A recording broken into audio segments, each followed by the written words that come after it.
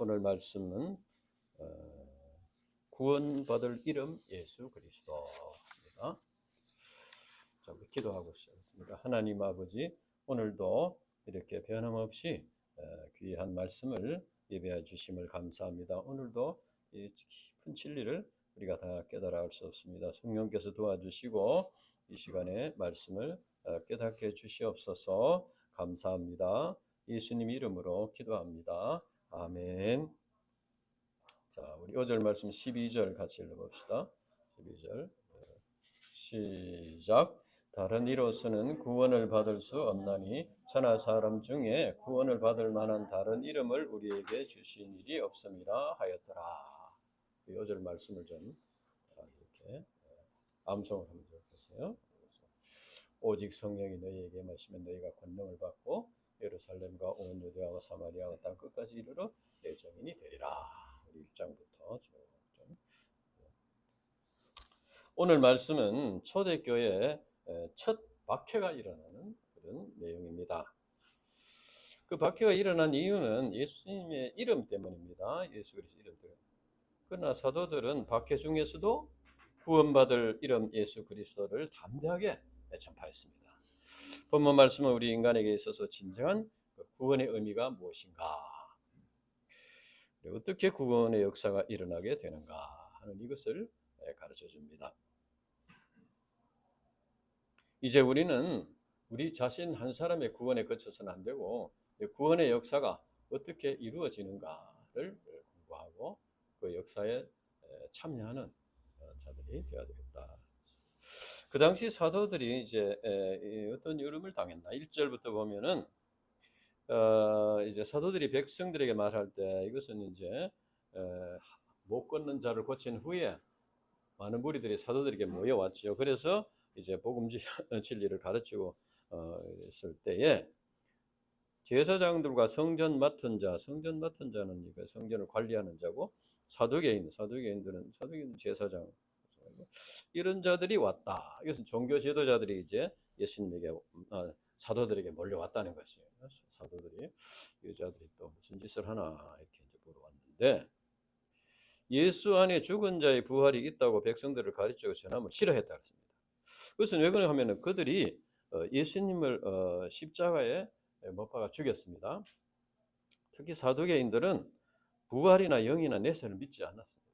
그런데 이들이 계속해서 말하자면은 부활을 증거하게 되면은 자기들의 죄가 더 이렇게 드러나게 됩니다.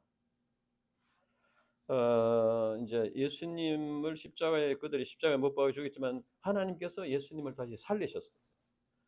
그래서 우리 인간들을 구원할 주와 그리스도가 되게 하셨는데, 그래서 이 사도들이 예수 안에 있는 죽은 자의 부활이 있다, 예수 안에 죽은 자의 부활이 있다, 이 진리를 가르치게, 예수님의 부활을 가르치고 또 그 예수님을 믿는 자는 또 앞으로 부활한다, 이것을 이제 가르치는데, 이것을 싫어했다는 것입니다. 자기들의 죄가 드러나는 것을 싫어해서, 이 사탄 마귀의 종인 것이죠. 그래서 이제 제자들을 붙잡아서 이제 그들을 잡음에 날이 이미 저물었으므로 이튿날까지 두었다. 밤에는 공회를 모일 수가 없기 때문에 이튿날까지. 그러면은 그 당시 사도들이 잡아가던 결과가 어떠한가? 우리 4절 같이 읽어봅시다. 4절 말씀 시작. 말씀을 들은 사람 중에 믿는 자가 많으니 남자의 수가 약 5,000명이나 되었더라. 5,000명이나 되었더라. 자, 여기서 보면은 그들이 이 제자 사도들을 가두었지만은 말씀을 믿고 듣고 믿는 자가 더 많아졌다고 했습니다. 처음에는 이제 120명이 기도를 시작했는데, 그 다음에 베드로가 메시지를 전하니까 3,000명이 회개하는 역사가 일어났고, 그 다음에 오늘 말씀에는 5,000명이나 되는, 이렇게 이제 아주 급속도로 늘어나는 그런 상태였습니다. 그러니까 디모데후서 2장 9절에 보면은 복음으로 말미암아 내가 죄인과 같이 매이는 데까지 고난을 받았으나 하나님의 말씀은 매이지 않았다. 말씀은 매이지 않고 있다. 여기 이제 사도들이 예수님의 죽으심과 부활의 복음 진리를 전파하다가 감옥에 갇힌 것은 구원의 역사가 항상 순탄하게 이루어지는 것이 아니고 사탄 마귀의 해방이 있다 하는 것을 말해줍니다. 그러니까 이것을 이제 우리가 잘 알아야 되는 것이죠. 이걸 잘 모르면은 사탄 마귀의 역사로 인해서 두려움과 이렇게 빠져가지고 잘 감당하지 못할 뿐 아니라 우리 자신이 거기에 말려 들어가지고 사탄 마귀의 종이 될 수 있다는 겁니다.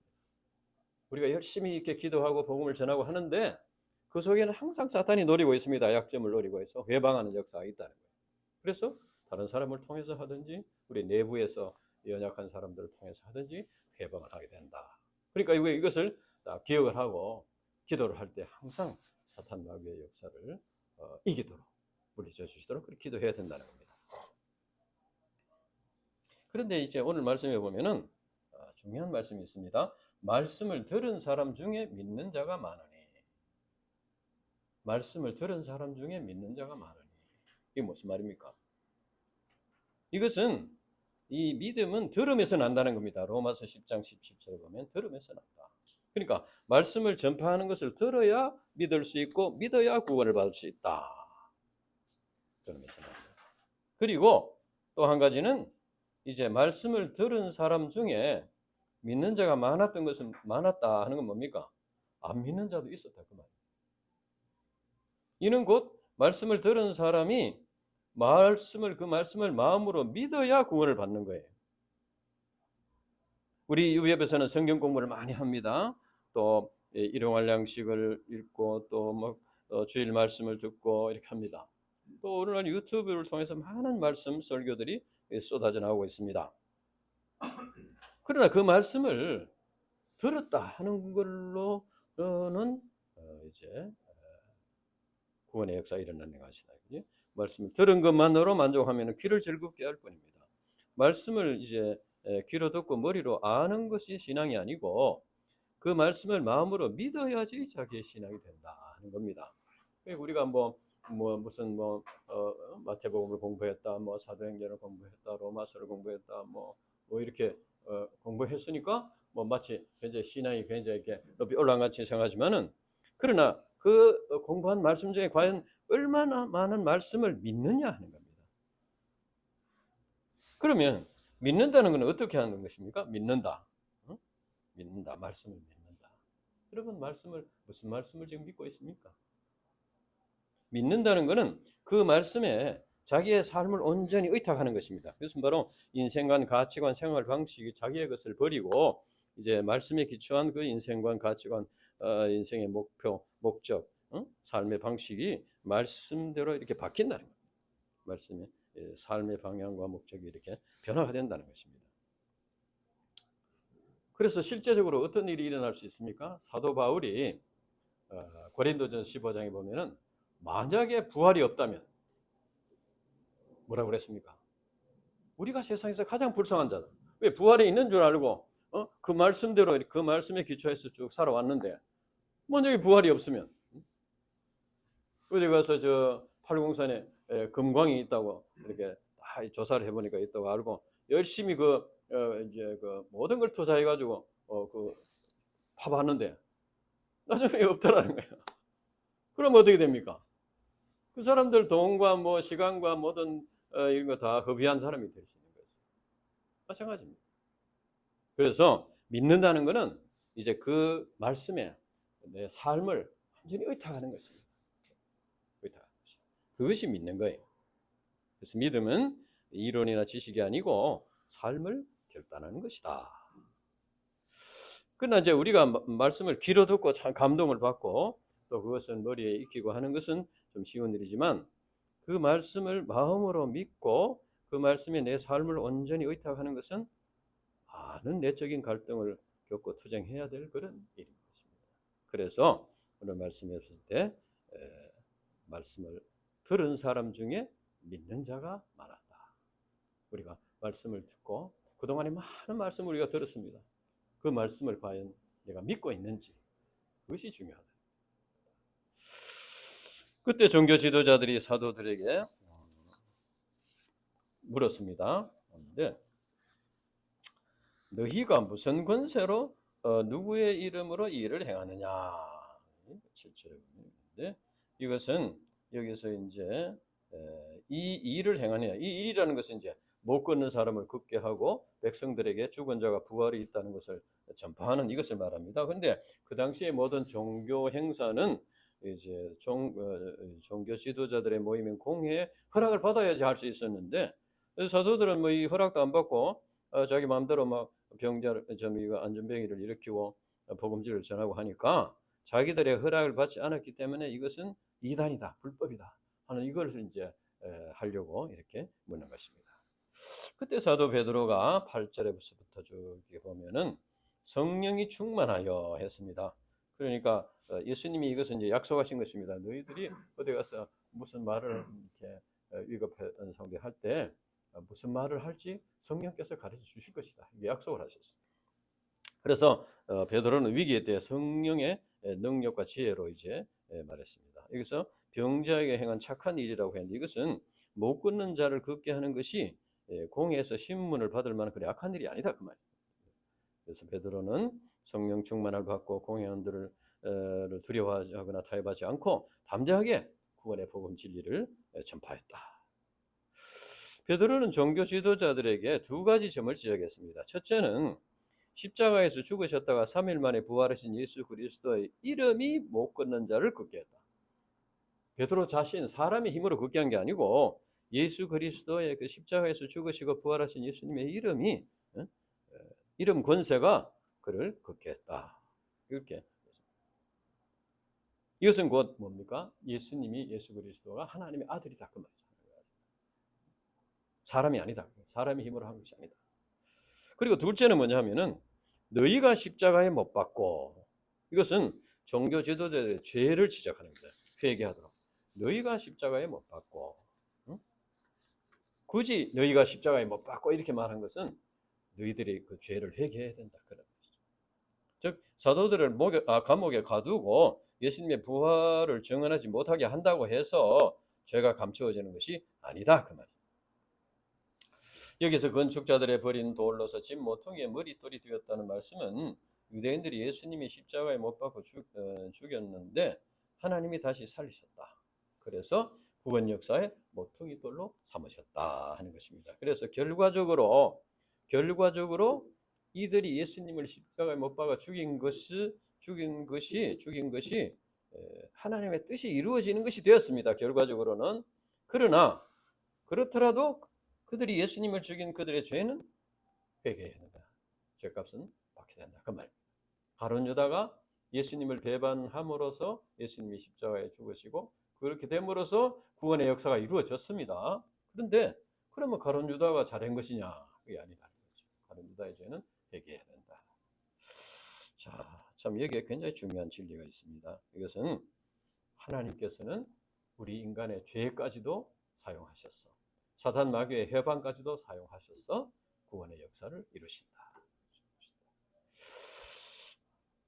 이제 구원이라는 것은 이제 구약에서는 뭐 육적인 죄에서 해방되는 것이나 또는 이스라엘 백성들이 애굽에서 구출되는 것도 구원이라고 했습니다. 그런 이것은 앞으로 있을 메시아에 의한 완전한 구원의 하나의 그림자라고 할 수 있습니다. 신약에 와서 완전한 구원을 이루게 되는데 이 구원은 예수님을 믿음으로 죄사함을 받고 하나님과 바른 관계성을 맺음으로써 하나님의 자녀가 되는 그래서 인간이 원래 자리로 돌아가는 하나님께서 창조하실 때의 위치로 돌아가는 그것이 구원이다. 그래서 누가복음 19장 10절에 보면은 인자에 온 것은 잃어버린 자를 찾아 구원하려 함이니라 이렇게 했습니다. 우리 인간은 죄로 인해서 완전히 부패하고 무능해서 스스로 구원받을 수가 없습니다. 이것은 노예가 스스로 풀려날 수 없는 것과 같습니다. 하나님께서 이러한 우리 인간들에게 예수님을 믿음으로 구원받는 길을 열어주셨다는 겁니다. 인간이 죄사함 받고 하나님과 바른 관계를 맺기 위해서 화목 제물이 필요하고 중보자가 필요합니다. 그리고 인간을 구원하기 위해서 화목 제물이요 중보자가 되는 분은 죄가 없는 분이라야 됩니다. 그래야지 다른 우리 인간들의 죄를 대신해서 화목 제물이 될 수 있는 거죠. 죄가 있는 인간은 화목 제물이 될 수가 없습니다. 그래서 예수님은 성령으로 잉태되기 때문에 죄가 없는 분이십니다. 그리고 예수님께서 십자가에 죽으셨다가 3일 만에 부활하심으로써 죄의 권세를 이기셨습니다. 죽음의 권세를 이겼다는 것은 바로 죄의 권세를 이겼다는 것입니다. 그리고 이제 예수님은 인간의 몸을 입으시고 이 땅에 오셨습니다. 그래서 예수님은 완전한 하나님이시고 완전한 인간이시다. 그래서 예수님께서는 우리 인간과 하나님 사이에서 중보자가 됐을 수 있다. 우리를 죄와 죽음의 권세에서 구원할 그리스도가 되실 수 있다 하는 것입니다. 이렇게 이제 베드로가 증언을 하니까 13절에서 17절까지 보면은 종교 지도자들이 이제 또 어떤 반응을 나타내는데, 그들이 사도들이 원래는 학문 없는 범인으로 알았다고 했습니다. 그럴 것이 뭐 그 사람들은 사도들은 원래 그 갈릴리 그 어부 출신이니까 여기서 학문이 있다는 것이 말하면 랍비 학교에 어떤 랍비 학교에 정식으로 공부하지 않았다 그 말입니다. 그 당시. 그러니까 교육받지 않은 것은 맞지요. 그래서 종교 지도자는 무식한 줄 알았던 사도들이 담대하게 성경 말씀을 인용해 가면서 예수님을 증언하는 것을 보고 놀랐습니다. 그 당시 못 걷는 사람이 걷게 된 것이 온 이스라엘 소문이 퍼져 있기 때문에 그 사실 자체는 부정할 수 없습니다. 그리고 예수님이 사도들이 예수님의 제자로서 같이 있었다는 것도 사실입니다. 그러니까 이것을 완전히 부인하다가는 백성들이 또 이렇게 백성들로부터 불신을 당할 수 있다는 것입니다. 그래서 이제 더 이상 그것을 가르치지 말라 이렇게 위협을 하고 이제 그렇게 못하도록 하자. 이걸 볼 때 그 당시 종교 지도자들은 예수님의 이름을 두려워하고 있었다 하는 것입니다. 자기들이 예수님을 죽였기 때문에 예수님의 이름을 두려워하고 있습니다. 그래서 그들은 이들로서 이제 죄의식과 심판에 대한 두려움을 가지고 있었는데, 그랬으면 이제 죄를 회개하면 되는데 회개하지는 않고 사도들이 복음 진리를 전파하는 것을 막으려고만 했습니다. 그러나 그렇게 한다고 해서 그들의 죄가 없어지는 것은 아니다. 이것을 볼 때 예수님의 이름 권세는 믿는 자에게는 구원의 능력이 되지만 회개하지 않고 믿지 않는 자에게는 부딪히는 돌, 그치는 반석, 심판의 돌이 된다 하는 것입니다. 그래서 사도들은 이제 그 사도계인들, 제사장들, 종교 지도자들의 박해를 물리치고 이제 승리하게 되었습니다. 우리 인간이 예수 그리스도의 이름 권세를 믿음으로 죄 사함을 받습니다. 이것은 구원의 과거적인 의미입니다. 한번 우리가 예수님이 십자가에 보혈의 을 믿으면은 구원을 받아요. 이미 구원을 받았습니다. 자, 그리고 예수님의 이름 권세를 믿음으로 구원받은 신자들은 장차 하나님 나라에 들어간다는 보장을 받았습니다. 이것은 구원의 미래적인 의미입니다. 자, 그러면은 구원의 현재적인 의미가 무엇일까요? 우리가 이미 구원을 받았고 장차 하나님 나라에 들어간다는 보장을 받았으니까, 그러면 뭐 이 세상에서 뭐 적당히 육신을 즐기면서 이기적인 욕심을 따라서 살면 될까요? 하나님 나라의 보장을 받았으니까. 어떻습니까?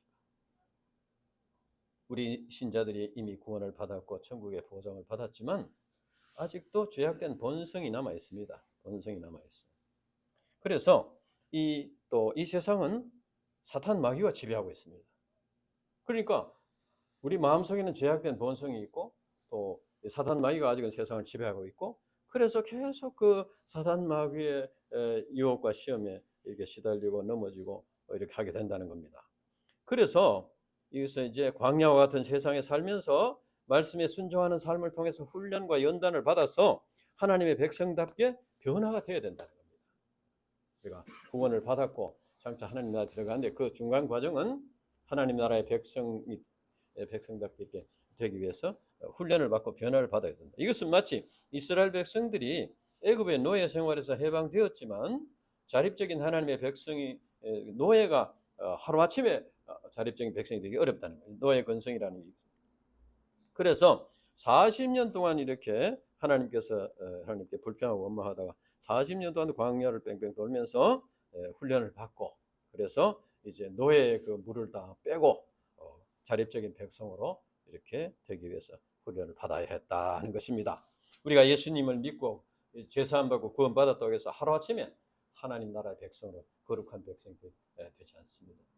그래서 우리는 광야와 같은 세상에서 이제 사탄 마귀의 유혹이 있는 박해가 있고 유혹이 있는 곳에서 이렇게 연단을 받아야 됩니다. 그래서 하나님의 말씀대로 살고 순종하기 위해서 힘써야 된다. 그렇게 함으로써 이제 하나님의 백성답게 변화가 된다는 거예요.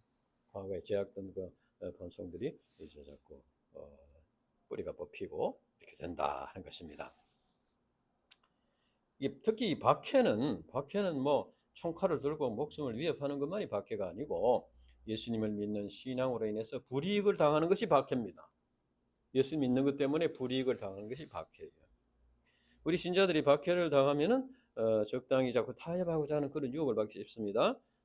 그래서 우리 신자들이 박해의 유혹을 이기고 믿음을 지킴으로써 신앙의 열매를 맺기 위해서는 그만큼 내적인 투쟁이 필요하다. 우리 마태복음 16장 24절을 같이 읽어봅시다. 마태복음 16장 24절.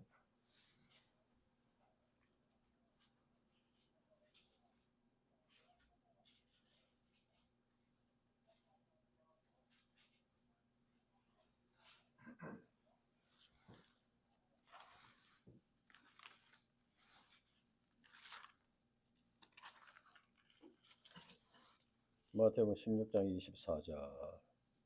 시작. 이에 예수께서 제자들에게 이르시되 누구든지 나를 따라오려거든 자기를 부인하고 자기 십자가를 지고 나를 따를 것이니라. 25절. 누구든지 제 목숨을 구원하고자 하면 잃을 것이요 누구든지 나를 위하여 제 목숨을 잃으면 찾으리라. 그랬는데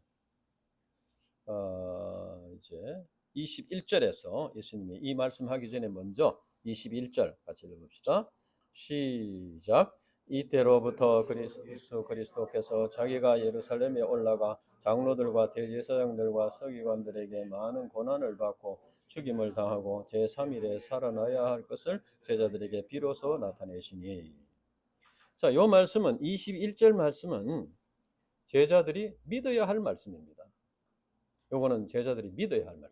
예수님께서 내 죄를 짊어지고 십자가에서 죽으셨다. 그리고 부활하셨다. 그것을 믿어야 되죠. 그 다음에 24절은 그걸 믿는 자들은 24절에 순종을 해야 된다. 그러니까 21절만 믿고 그냥 뭐 아이고 구원 받았네 이제 뭐 그냥 편하게 살면 되겠네 이게 아니고 예수님의 십자가의 그 고난을 믿고 구원 받은 자는 24절, 25절 순종해야 된다. 그래서 이제 하나님의 백성답게 우리가 변화를 받고 하나님 나라에 갈 수가 있다. 또 우리가 이제 빌립보서 2장 12절 읽어봅시다. 빌립보서 2장 12절.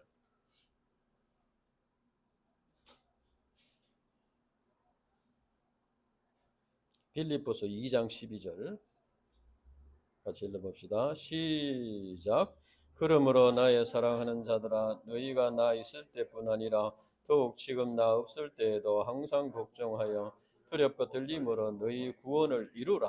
너희 구원을 이루라는 건 뭡니까? 아직도 이제 완성이 된 단계는 아니라 그 말이에요. 그래서 이제 두렵고 떨림으로 항상 복종하여 말씀에 순종해서 자기를 부인하고 자기 십자가를 지고 주님을 따르는 삶을 통해서 구원을 이루라는 것입니다. 그래서 하나님 나라에까지 가게 된다. 그래서 우리가 이제 예수님을 우리 신자들이 다시 오실 예수님과 함께 하나님 나라에 들어감으로써 구원이 완성이 되는데 그 날을 바라보면서 우리가 말씀에 순종하는 삶을 통해서 예수님을 따르는 삶, 예수님을 본받고 예수님이 가신 길을 따라가는 삶을 통해서 우리의 속 사람이 이제 변화를 받고 성장하고 성화를 이루어야 된다. 그것은 바로 자기를 부인하고 자기 십자가를 지고 이제 주님을 따라가는 삶입니다.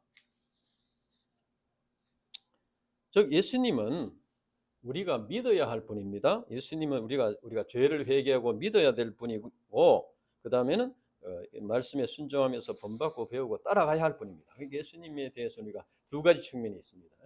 우리가 믿어야 할 분입니다. 그리고 우리가 따라가야 할 분이다.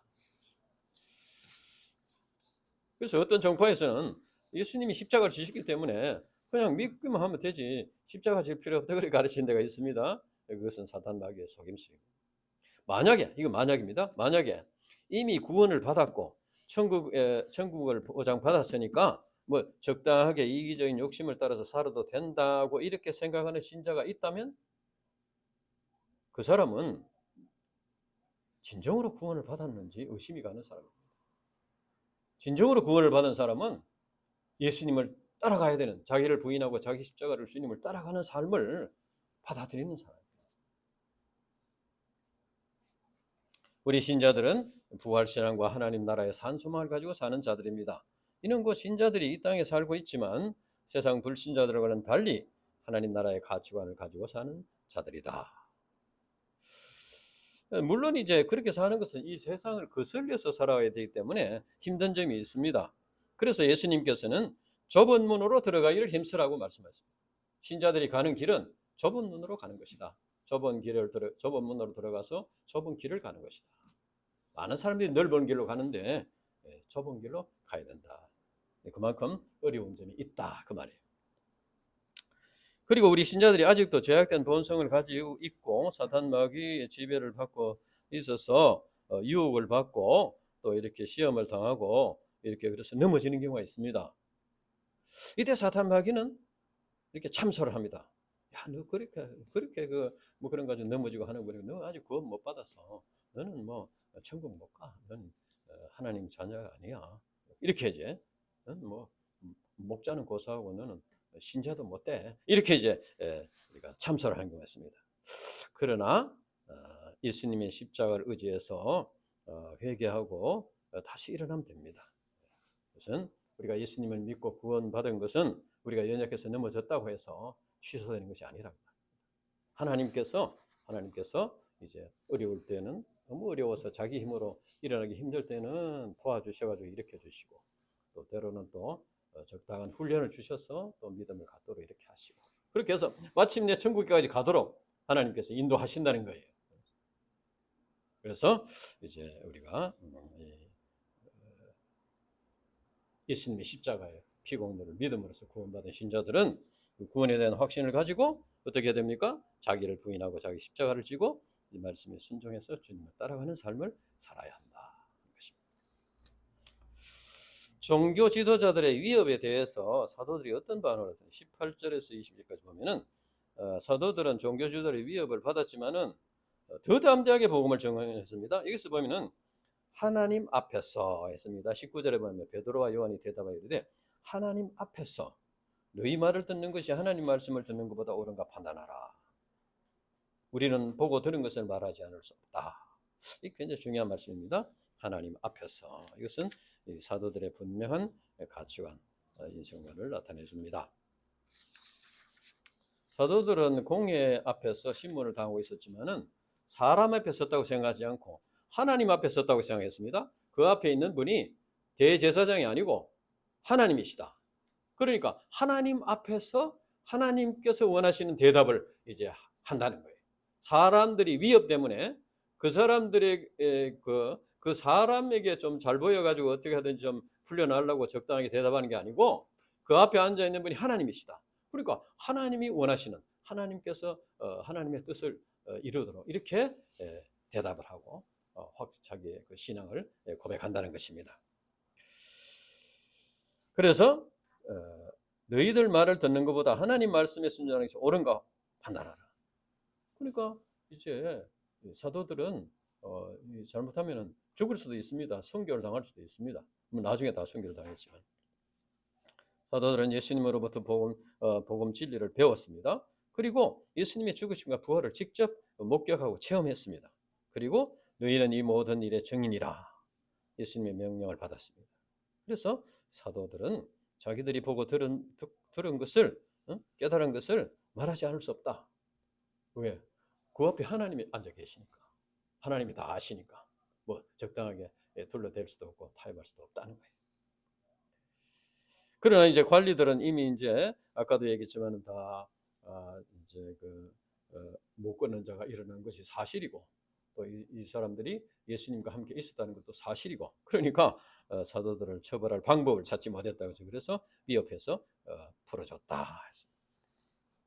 여기서 우리가 주님을 따르는 제자들, 또 우리 자신들이 가져야 할 그 신앙의 요소가 무엇인가, 이것을 가지고 우리 잘 배워야 됩니다.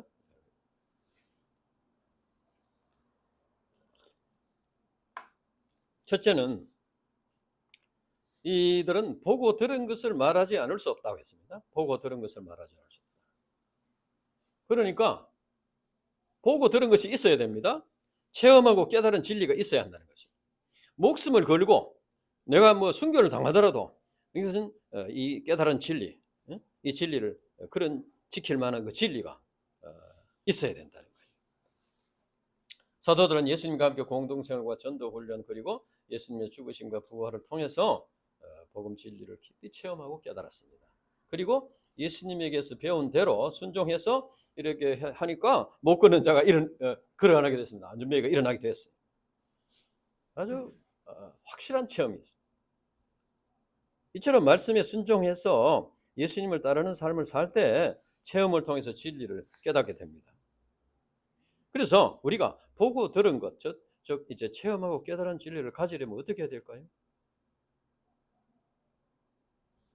말씀을 믿고 순종해 봐야 됩니다. 그러니까 구원의 역사에 동참해서 말씀을 믿고 순종해 봐야 됩니다. 순종해 봐야.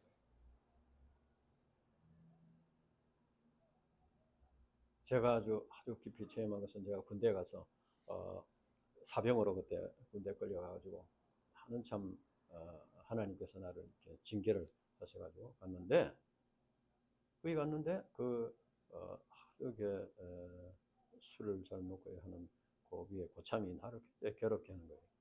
그러니까 저녁마다 자는데 피곤해 쫄병이 자는데 꼭 한 12시 되면 깨워요. 그래가지고 뭐 술 주정을 하는 거예요. 때리진 않았어요. 내가 나이가 좀 많고 해서. 그러니까 이게 잠이 부족해. 그런데 하나님 기도해서, 하나님 어떻게 해야 되겠어? 교회에 가서 뭐 눈물이 막 나는 거예요. 그런데 꼭 한 얼마 있다가 이제 혹한기 훈련이라는 게 있어요. 부대에 혹한기 훈련. 그러니까 혹한기 훈련 하면 진지를 보수하고 이렇게 동해안에서 서해안까지 그거 이제 진지가 연결이 되어 있어요. 각 자기 진지.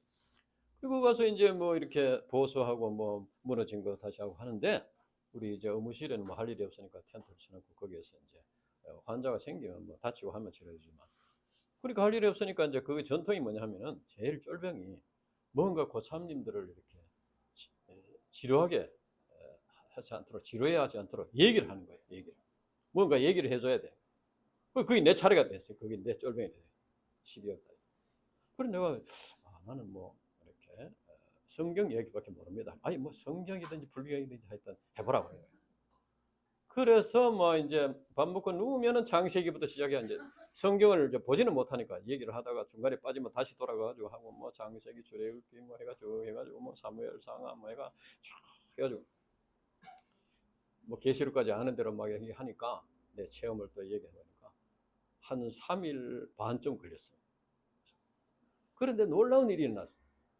그 갔다 왔는데 나를 교육했던 그분이 또 밤에 날 깨우는데 가서 보니까 그날은 술이 안 취했어요. 안 취고 자기가 고백을 하는데 자기는 참 괴롭다. 다른 사람도 다 많이 군대 생활이 괴롭고 힘들고 그렇더라. 그런데 당신은 그렇지 않은 것 같더라. 그래서 자기가 뭐가 다른가를 유심히 봤대. 근데 내 관물다에 성경은 놔둬도 돼. 왜 관물이 있는데 옷하고 걔가 성경이 있고, 그날 얘기하는 걸 통해서 자기가 나도 성경을 좀 읽고 교회 나가고 싶다. 이러는 거예요. 놀라운 역사가 일어났어요. 그래가지고 이제 그때부터 교회를 나가는 거예요. 나오니까 그 교회 나가기 그 상사 중상가 그 교회 나오는 분이 깜짝 놀라는 거예요. 이게 이제 막 하나 술 먹고 사고 치고 이런 분이. 그래서 이제 복음의 능력, 말씀의 능력이 아니 뭐 1대1 문제 가지고 한 것도 아니고 텐트 속에 누워서 그냥 얘기만 했는데 그것이 능력으로 역사하더라. 그런 것을 체험하게 됐어요. 그 전까지는 열심히 여기서 막 열심히 해도 열매를 못 맺었는데, 거기 가서는 뭐 그냥 누워서 얘기만 했는데 체험하게 됐어요. 그래서 너네가 더 확실한 믿음을. 그러고 와서 와서 이제 우리 이제 내가 나이가 많고 해서 이제 졸업하고 결혼을 했는데 유사무엘이 양으로 들었어. 그래가지고 성경을 공부하고 이렇게 해서. 자, 우리가 이런 이제 듣고 보고 들은 것이 있어야 된다. 체험한 것이 있어요. 그러려면은 순종해서 도전해봐야 됩니다. 말씀에 순종해서 도전해야지. 그러려면 어떻게 됩니까? 복음 역사의 주인의식이 가지고 주인이 돼야 돼. 자기가 손님같이 관중석에 앉아가지고 아이고 이거는 어떻고 저거는 좀 이런 거 부족하고 뭐 좀 이렇게 해가지고는 체험할 수 없어요. 내가 선수가 돼야 됩니다. 내가 선수가 돼서 뛰어봐야 돼. 그래야 체험을 할 수 있어요.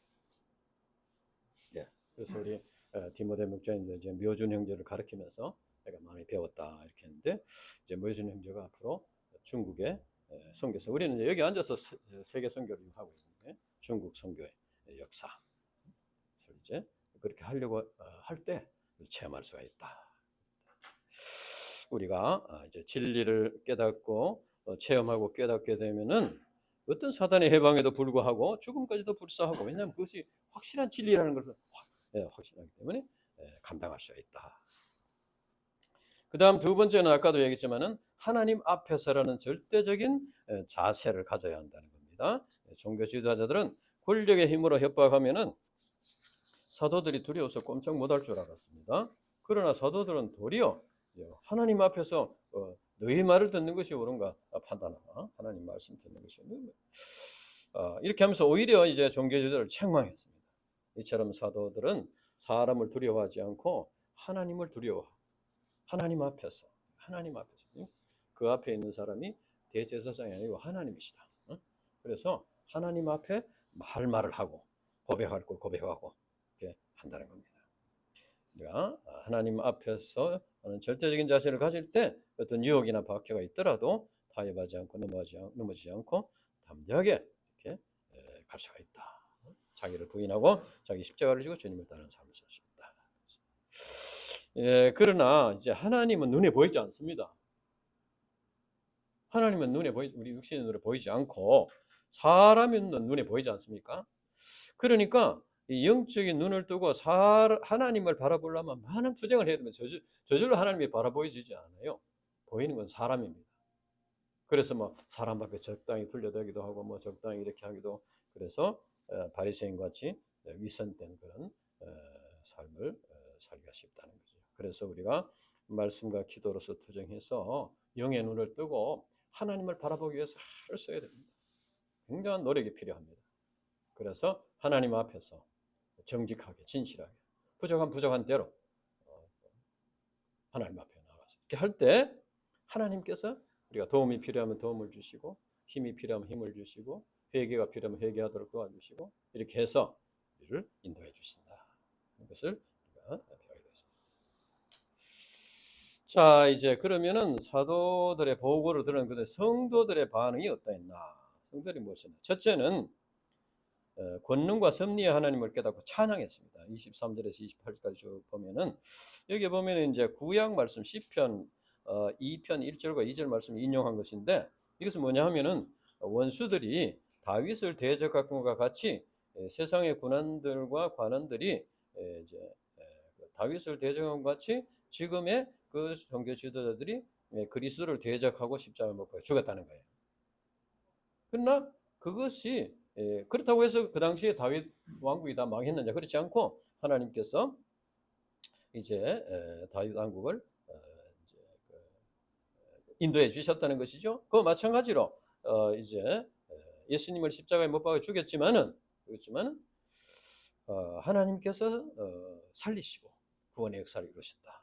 그러니까 이것은 아까도 얘기했지만 종교 지도자들의 박해하고 교회를 파괴하려고 했지만은 하나님의 그것이 오히려 하나님의 섭리를 이루는 것이 되었다.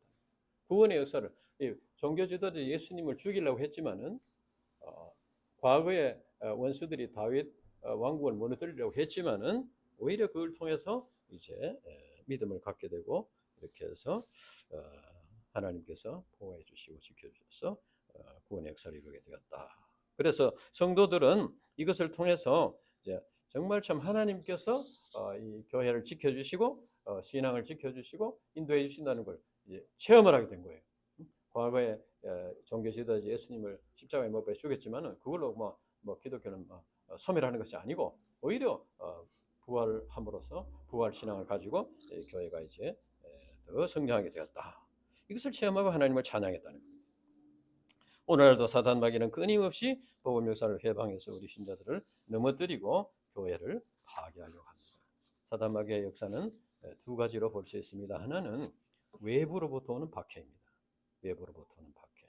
또 하나는 내부에 있는 갈등과 분쟁입니다. 그러니까 이것은 이제 다 사단이 역사하는 거예요. 근데 그게 이제 휘말려 드는 사람이 그거 이제 문제인 거예요. 그래서 이것을 볼 수 있어야 돼요.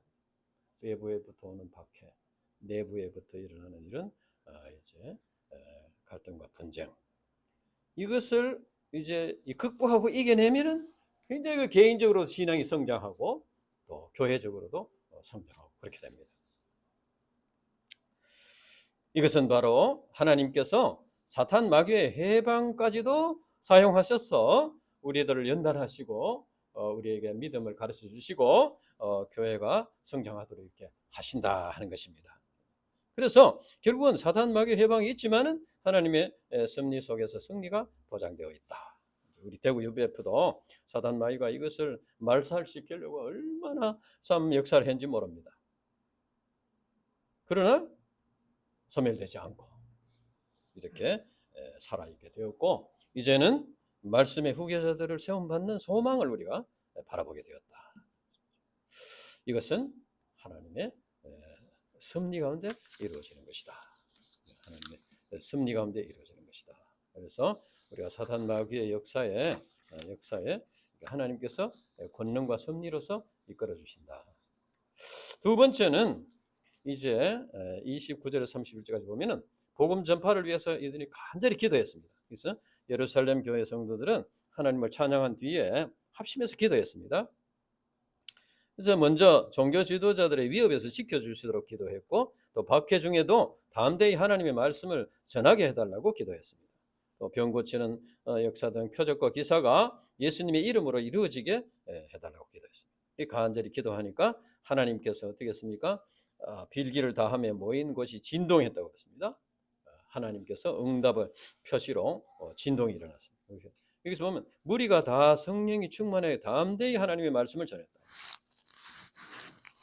이 말씀을 잘 보면 사도들만 전한 것이 아닙니다. 사도들만 복음을 전한 게 아니고 무리가 다 성령이 충만해 가지고 담대히 하나님의 말씀을 전파한 거예요. 목자만 전한 게 아닙니다.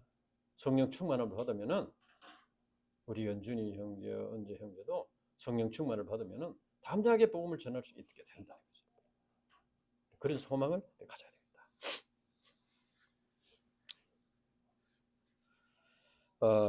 이제 이처럼 하나님께서 합심 기도를 응답하신다. 그래서 우리가 어려움이 있더라도 두려움에 빠지지 말고 합심해서 기도해요. 요즘 우리 사모님들이 합심해서 이제 기도를 드리고 있는데 이 기도를 하나님께서 응답하시고 땅이 진동하는 구원의 역사가 이루어질 것을 믿습니다. 오늘 말씀은 우리가 어떻게 구원의 역사를 감당할 수 있는가를 가르쳐 줍니다. 구원의 역사는 성령의 역사다 하는 것을 가르칩니다. 복음이 전파되고 구원의 역사가 일어나는 데는 그리고 또 한 가지는 사단의 회방이 있다. 성령의 역사인데 사단 마귀의 회방이 있다. 이걸 우리가 이제 성령의 역사도 볼 수 있어야 되고 사단 마귀의 회방도 볼 수 있어야 돼요. 근데 이걸 이제 못 바라보면은 자기 자신만 바라보게 되는 거예요. 우리 자신만 바라보게. 그래 되면은 이제 사단 마귀의 수법에 넘어가는 것이. 그래서 이제 복음 역사, 구원의 역사는 사단 마귀와의 영적인 싸움이다. 그리고 이제 사단 마귀의 역사가 있더라도 두려워하지 말아야 하는 것은 하나님께서 사단 마귀에 해방하는 역사까지도 사용하셔서 구원의 역사를 이루신다. 우리 인간이 십자가에 죽으셨다가 부활하신 예수님을 믿으면 죄 사함을 받고 거듭나게 됩니다.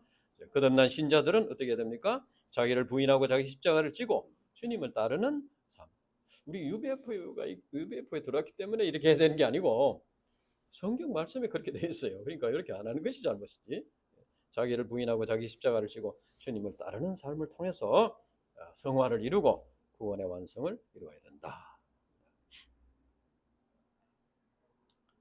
사탄 마귀의 역사가 있더라도 구원의 역사가 일어나는 것은 복음 진리 자체에 그 능력이 있다는 겁니다. 복음 진리 자체의 능력이 있어서 복음 진리 자체가 전파되면은 그 능력이 사람을 구원하고 새 사람으로 변화시킨다.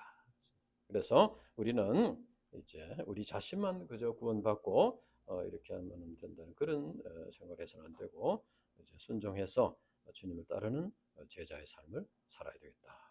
그렇게 할 때 우리가 변화를 받고 또 이 땅에서 이제 구원의 역사의 쓰임을 받고 주님이 가신 길을 따라서 하늘의 나라까지 갈 수 있다. 그래서 기도하고 마치겠습니다. 하나님 아버지 감사합니다. 오늘 참 이렇게 구원받을 이름 예수 그리스도 귀한 말씀을 주셔서 감사합니다. 이제 우리가 이 구원의 역사에 동참함으로써 우리 자신이 성장하고 성화를 이루고 장차 하나님 나라 이룰 수 있도록 축복해 주시고 우리가 말씀을 들을 뿐 아니라 그것을 믿음으로써 이제 우리 자신이 완전히 참 변화를 받고 성장할 수 있도록 도와주시고 또 듣고 깨달았고 체험한 것을 담대하게 증거할 수 있도록 축복해 주시옵소서. 감사합니다. 예수님 이름으로 기도합니다. 아멘.